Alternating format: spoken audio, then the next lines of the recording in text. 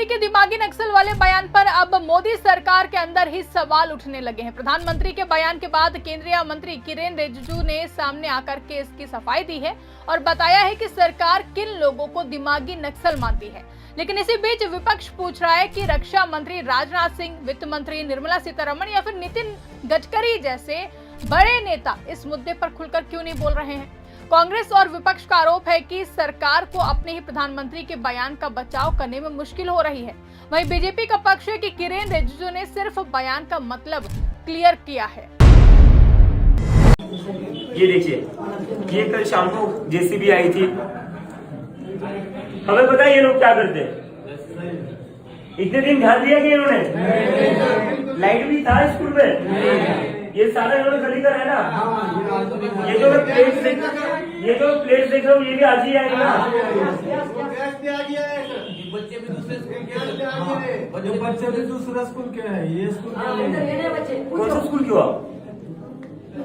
हाँ पीपल, आप इस स्कूल के नहीं हो?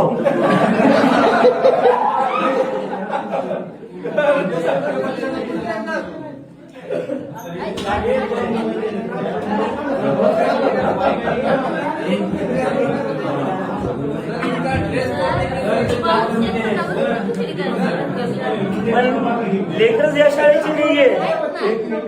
पहिल्यांदा बघतो मैं मेरी जिंदगी में पहली बार देख रहा हूँ. एक मिनट चोरी पकड़ल्या गेलेली है. बाहर दूसरे स्कूल के बच्चे लाए गए यहाँ पर खाना खिलाने के लिए मीडिया के सामने. एक सेकंड, आप बोलिए.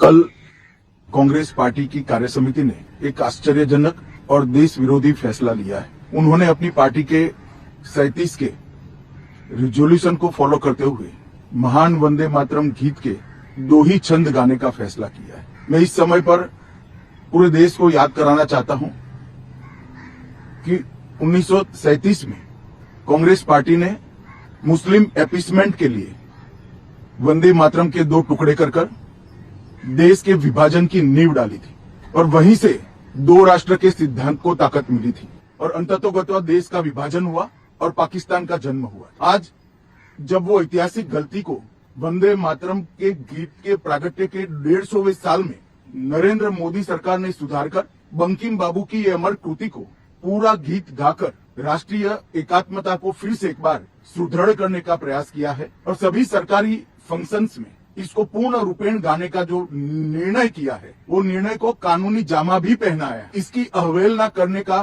कांग्रेस ने कल निर्णय, कांग्रेस का ये निर्णय केवल और केवल इनकी घोर तुष्टीकरण की नीति की पुष्टि करता है।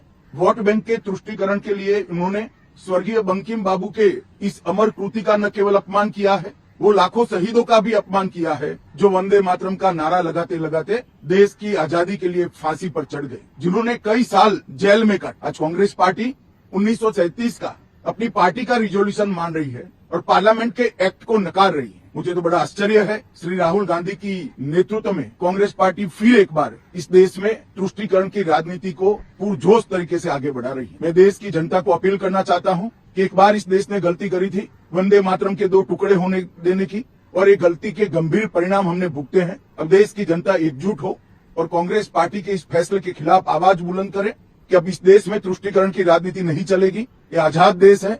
आजादी के 80 साल के बाद 1937 में जो फैसला कांग्रेस ने किया था, जिसको नरेंद्र मोदी जी ने सुधारा है, उसके सामने का कोई विरोध इस देश की जनता नहीं सहन करेगी। भारतीय जनता पार्टी कांग्रेस पार्टी के इस फैसले की कड़ी निंदा करती है और हम इसका जनता के बीच में और विधायी सदनों में भी पुरजोश विरोध करेंगे। राहुल जी ने हम लोगों के साथ एक मीटिंग में कहा था कि 2027 तक का इंतजार करो। 2027 आते आते नरेंद्र मोदी इस देश के प्रधानमंत्री नहीं रह जाएंगे। हम सारे लोग चौंके उस समय। हमने कहा भैया कैसे? बोले उन्होंने कहा कि जब मैंने कहा था ना कि कोरोना की सुनामी आई थी, आई कि नहीं आई? मैंने कहा आई थी। उन्होंने कहा मैंने कहा था ना कि नोटबंदी इस देश का सबसे बड़ा घोटाला है और देश की अर्थव्यवस्था को तबाह कर देगा। तबाह हुई या नहीं? हमने कहा हो गई। बोले मैंने कहा था कि जीएसटी गब्बर सिंह टैक्स है, हुआ कि नहीं हुआ? मैंने कहा हुआ। तो बोले फिर ये जो कह रहा हूं ये भी होगा, देख लेना, आने वाला वक्त सियासत की पिच को बदल देगा। ये हिंदू मुसलमान करेंगे और लड़के चौराहे चौराहे खड़े होकर के नारा लगाएंगे कि मोदी जब जब डरता है हिंदू मुस्लिम करता है। मोदी जी कंफ्यूजन में आ गए हैं।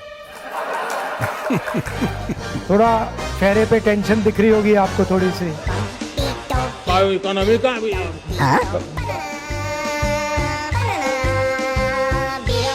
ऐसा कंफ्यूजन हुआ कि सुबह सुबह झंडा ही उल्टा पहन लिया।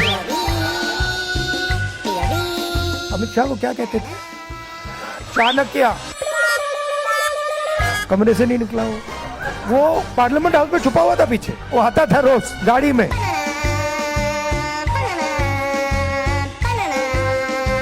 मगर लोकसभा के अंदर आने 22 दिन के लिए कहां भाग गए थे? सच्चाई से कोई लड़ नहीं सकता, कितना भी पावर हो, कितना बड़ा हो, अंत में हाथ में आ जाते हैं शेर के। जितना सुनो देखो आपको